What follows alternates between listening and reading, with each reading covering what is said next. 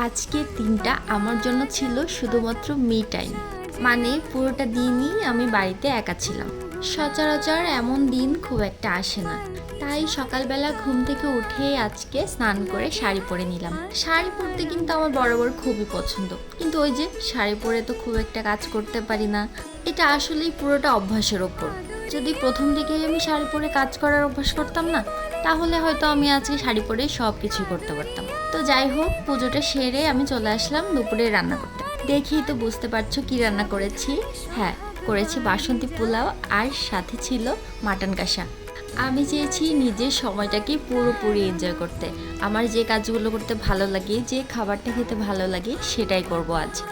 আমরা মেয়েরা তো অন্য সবার জন্য করতে করতেই জীবনটা পার করে দিই, সে স্বামী হোক, সন্তান হোক বা অন্য কেউ। কিন্তু নিজের সাথে কাটানো এই মুহূর্তগুলো না আমার মনে হয় জীবনের সব থেকে দামি।